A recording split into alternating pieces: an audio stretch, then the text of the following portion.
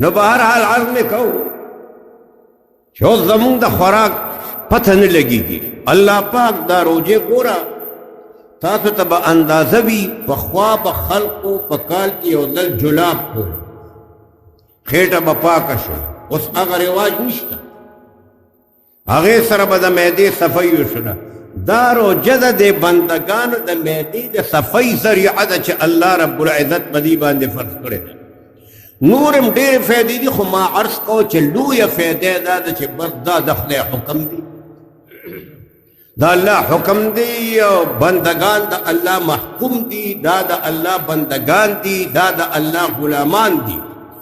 بنده او غلام او محکوم ته چې خپل حاکم څه خبره کوي هغه به مني. نو الله د ډېر لوی حکمت خاوند دی. د هغه په هر کار کې حکمت دی، هر کار کې حکمت دی. زما روجه په بندگانو چې فرض کړی دا نو په دې کې د الله پاک خپل حکمتونه دي. دا هغه حکمتونو په بنیاد باندې دا روجه په انسانانو باندې فرض کړی ده. نو دا د خدای پاک حکم دی. دا الله د حکم اتباع چې دا د انسان دپاره ضروري ده. که د الله د حکم نه دی اخوا دېخوا کېږي او انکار کوي نو بیا د شیطان انجام ته وګوره. الله رب العزت شیطان ته دومره قدرې وویلې چې ته د آدم طرف ته سجده ولګي. او د آدم طرف ته سجده لګول د هغه دپاره څه مشکل کار نه و. خو الله پاک د مونږ د غرور او تکبر نه وساتي. د سجدې لګول نه ګوره انکار سجدې ونه لګوله. اللہ فرمائی ابا واستکبر وکان من الکافرین. ابا انکار ہوکو، واستکبر اور غرور ہوکو، وکان من الکافرین. علماء فرمائی یومانا دادا چھ داود اللہ پا علم کی دا کافراننا. داود اللہ پا علم کے دا کافر. اور بعض علماء فرمائی وکانا من الکافرین یعنی سارا من الکافرین دا صدی دا حکم دا نمنلو پا وجبانی شیطان چے دے دا کافرانو نا اگر دے دا کافر شل. شاہ عبدالعزیز رحمت اللہ تعالی علیہ دا شاہ ولی اللہ رحمت اللہ تعالی علیہ دوئے دے یو ډېره قیمتي خبره کړې ده. شاہ عبدالعزیز رحمت اللہ علیہ فرمائی شیطان کے دا ایاد امر عقلم نو. شیطان دا وی اللہ تا چه دے دا خور نه پیدا کرے دے یا دے دا اور نه پیدا کرے ما خورا بیکار دا اور دا کار شے دے اور کے رڼا دا خور کی تیار دا اور پورتا زور کئی خور اخکتا زور کئی دا دلائل اللہ سره وی. نو شاہ عبدالعزیز رحمت اللہ علیہ فرمائی چه دکے دومر عقل نو چه دا اللہ سره حجت بازی کو ما نو دا آدم تا دا سجدی کولو حکم خو اللہ پاک کرے دیکھا. بلتا بتاوی نو جدا اللہ حکم دے سنگا چه ما تاسو تاوی چه دا اللہ حکم دے مونگا تپارا بسر و جسم تنظور دے کو بے. او شیطان انکار او دا انکار تر قیامت پورے دے. دا انکار تر قیامت پورے دے. جناب موسیٰ علیہ السلام دا اللہ رب العزت سر درا دنیا تپار شیطان مخلا ورن. شیطان موسیٰ علیہ السلام توئی اللہ تسوالو کا قبلی نظر توبہ باسن.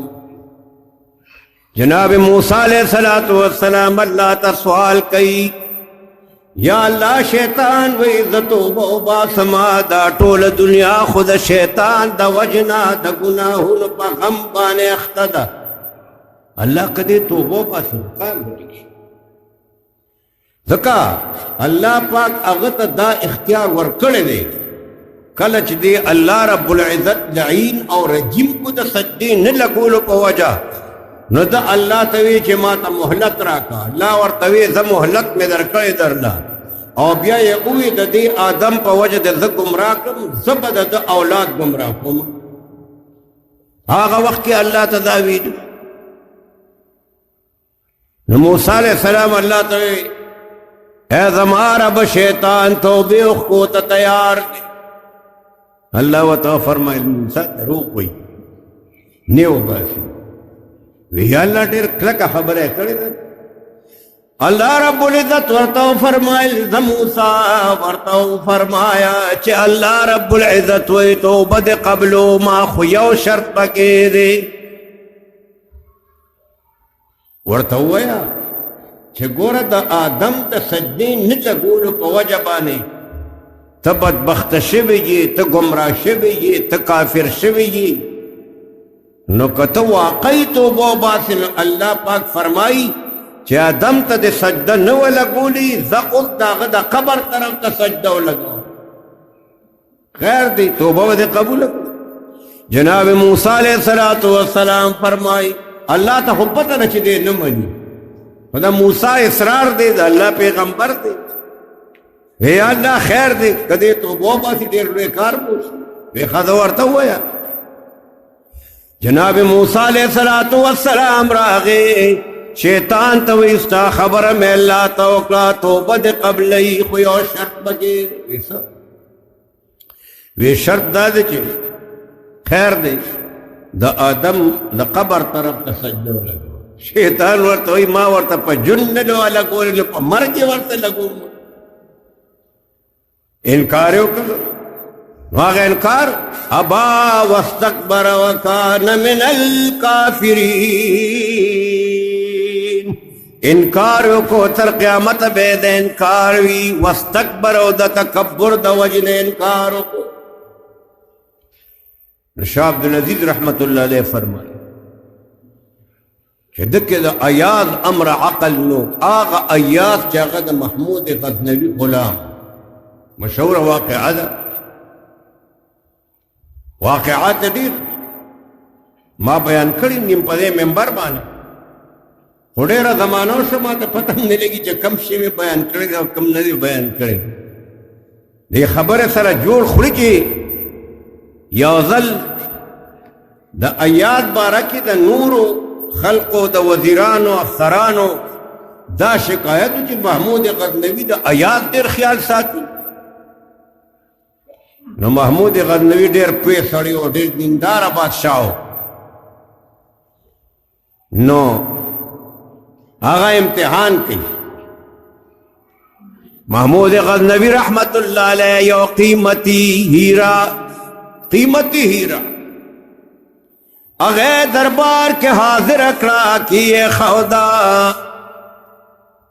او نمبر په نمبر باندې یو کست وې دامات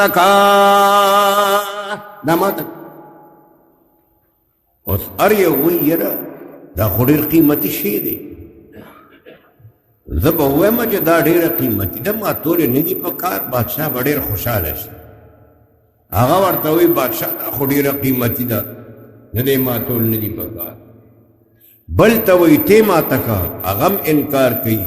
لنډه دا چې ټولو انکار محمود غزنوي رحمت الله علیه د ټولو آخره کې ایاز ته وایي ایاز تی ماته که